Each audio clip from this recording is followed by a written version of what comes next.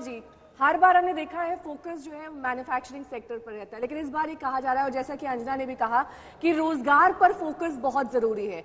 ऐसे में service sector का इसमें बहुत बड़ा योगदान होता है। 60% हिस्सा जीडीपी का सर्विस सेक्टर से आता है। सर्विस सेक्टर के लिए क्या उम्मीद करें हम?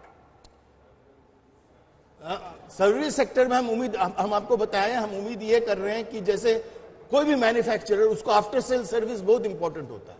आज आप लोगों को मालूम है, आप लोग उपभोक्ता होते हुए भी हमारे सर्विस सेक्टर कितना पुअर है क्वालिटी में इतना गुणवत्ता में कमी है कि हम लोगों को इसमें फोकस करना होगा यदि हम आत्मनिर्भर भारत खोज रहे हैं। आत्मनिर्भर भारत तब होगा जब आप क्वालिटी पे ध्यान देंगे, और क्वालिटी सर्विस के लिए आपको ज्यादा से ज्यादा लोगों को ट्रेन करके स्किल दिलाकर उनको रोजगार दिलाना अनिवार्य होगा। ये हम उम्मीद करते हैं कि सर्विस सेक्टर में बहुत सही ढंग से आप कहे हैं कि हम लोगों को एक फोकस लाना होगा।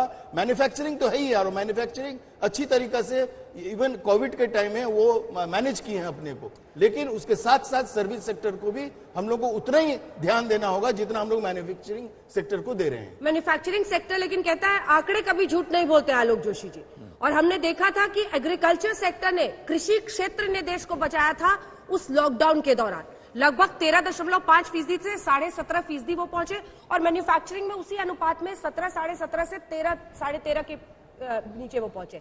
लेकिन एक बार अनलॉक का फेज शुरू हुआ, उसके बाद मैन्युफैक्चरिंग में इजाफा हो रहा है। मैं तीनों क्षेत्रों पर अलग अलग बात करना चाहती हूँ। देखिए, कृषि क्षेत्र के लिए बहुत बड़ी चुनौती है सरकार के सामने।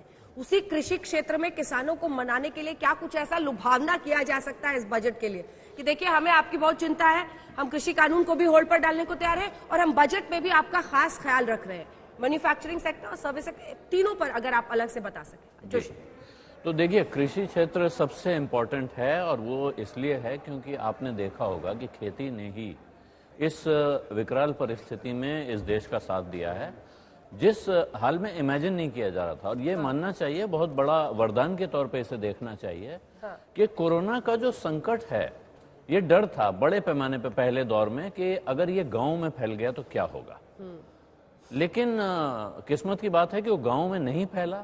गांव में इकोनॉमिक एक्टिविटी जारी रही उस पूरे दौर में जब शहरों में इकोनॉमिक एक्टिविटी बंद हो गई थी, करीब ठप हो गई थी।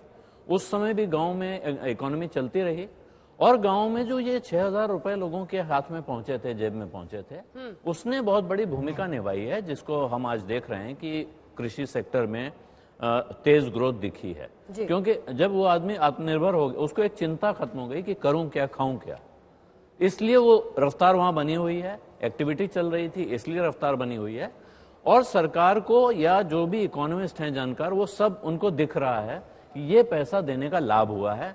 इसलिए उम्मीद की जा रही है कि सरकार न सिर्फ वो पैसा देना जारी रखेगी, बल्कि उसमें और इजाफा हो सकता है, उसको और बढ़ाया ये जा 40% इंक्रीमेंट की बात इसमें कही गई है। ये संभव है। जो 6,000 रुपए अभी है उसको 10,000 किया जाए तो कोई बड़ा आश्चर्य नहीं होना चाहिए, वो 10,000 तक पहुंच सकता है।